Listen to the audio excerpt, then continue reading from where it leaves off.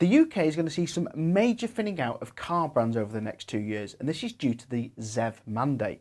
This video we're going to explain what the ZEV mandate is, what it means, and how it might mean that some manufacturers won't sell cars in the UK anymore. Plus, if you're in the market for a brand new car soon, how you'll be able to predict which brands are going to be offering the best prices and at which point they're going to have to discount them very, very hard. Now, the ZEV mandate does mean that manufacturers have to sell a set percentage of all their total cars sold as full electric. Now, before, under the old emissions system, which was part of the EU system, it could be a hybrid or part zero emissions, and that would add to a total of CO2. But now it's a full percentage of all cars sold are full electric. Hybrids do not count in this total. And if they don't hit the target, they have some real serious fines. In fact, it's 15 grand for every car which would take them over that percentage rule. Now, the rule is, for the way it works, for the next year, for 2024, they can defer that target to 2025. Now, this was meant to give manufacturers a chance to adapt to new battery factories, and if there was part shortages, that they could defer part of 2024's target to 2025. Now, 2024's target is currently set at 22% of all cars sold by that manufacturer have to be fully electric, and in the next year for 2025 it's 28%. So if they defer some of their 24% target to 28, basically the total percentage has to total up to those two percentages over the 2 years.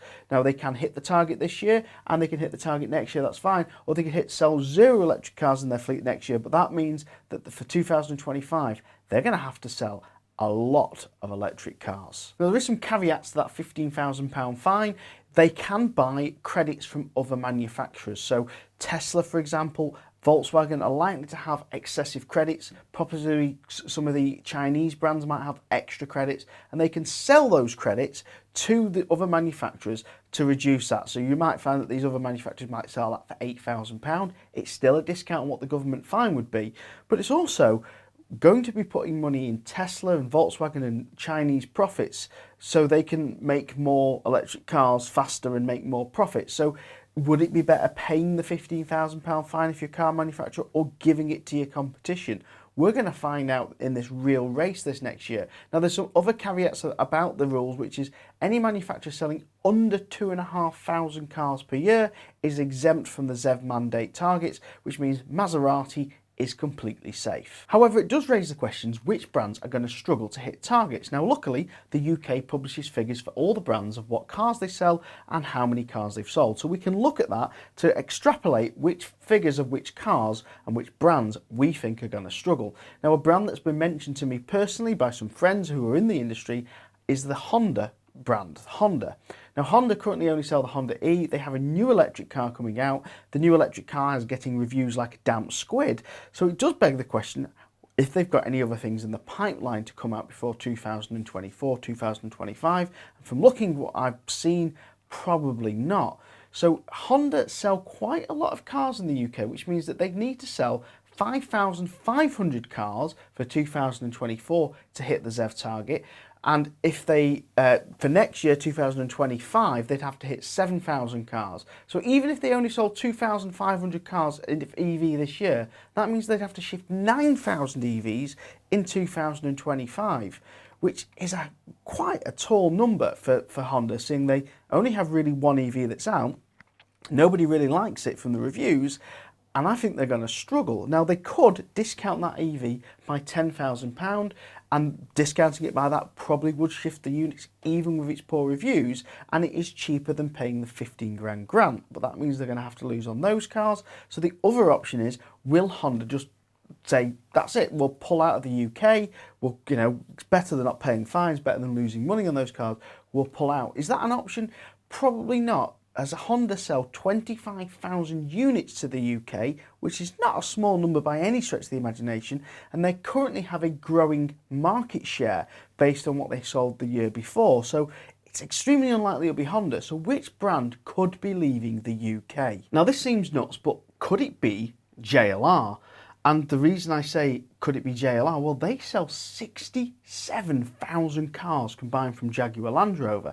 And that's because Land Rover, Jaguar, they're British brands, even though they're not British owned anymore. They're owned by Tata, which is an Indian company, but they are still made and produced here. In fact, Tata UK, Jaguar, JLR are going to build a lot of battery factories here and a lot of cars. So in theory, they should be able to hit targets, but they need to sell 14,700 EVs in total, and I don't think they currently have that EV offering, especially with the I-Pace going into retirement. And for 2024, we only have 6,000 of those cars allocated to the UK, but it should be able to do some kind of deal with the government to keep manufacturing here, because they are building a lot of battery factories and they are ramping up. Also, would anyone notice a price increase to a JLR Land Rover petrol product by £10,000 when they're £100,000 cars? Probably not. Would they also notice a small reduction on those EVs to try and sort of balance out the books? I don't think they will. I think JLR have got the percentage that they can add the value to the car. Adding 10% to a £100,000 car is 10 grand. It's not that much of a difference in one of those cars. And if they discount some of their EVs, and they are building factories over here for battery factories and building EVs, I think JLR should be okay, but it's a huge number. So which company is going to leave? That's what I want to know. That's what you want to know. I want to know, before you get to any further in the video, in the comments, which companies you think are most likely to pull out of the UK because they can't hit ZEV mandate targets and sell enough EVs. Now, we could carry on guessing. Could it be Subaru? Could it be Mazda? But they both sell EVs. They both probably have other brands they can kind of go into a pot with and divulge their targets, buy credits, sell a bit here, sell the EVs a bit cheaper. They could probably hit targets quite easily. The brand I'm going to mention has no EVs. Well, they will do in 2025. That will be their first EV, which means they're going to have to defer their 2024 target to 2025. Now, their 2024 target, because they sell 27,000 units a year, would be 6,000 cars, and for 2025 is 7,420 cars. And that brand is Suzuki. I mean, I think Suzuki are more than likely going to either have to sell that new car that they got coming out extremely cheap to sell that many units in 1 year. 14,000 cars in 1 year, pure electric, when your total brand sales are only 27,000 in the UK. You're not going to have enough dealers, you're not going to have enough cars coming into the country to hit that target. So you're either going to pay heavy fines or you're going to have to pull out of the UK. Now, I might have missed a brand. Let me know down below in the comment. Let me know if you think I might be on the money with Suzuki. But more importantly, if you're wondering when to buy an EV, which brands might be the cheapest, I'm going to be following on from this ZEV mandate. There'll be a video coming soon. Make sure you click subscribe and click that bell because you'll miss it. But if you're thinking of charging your electric car that you've already got, you might be wondering if OVO or Octopus Intelligent is cheaper. Well, check out this video here, which will tell you which one I think is the cheapest tariff to go on to charge your electric vehicle.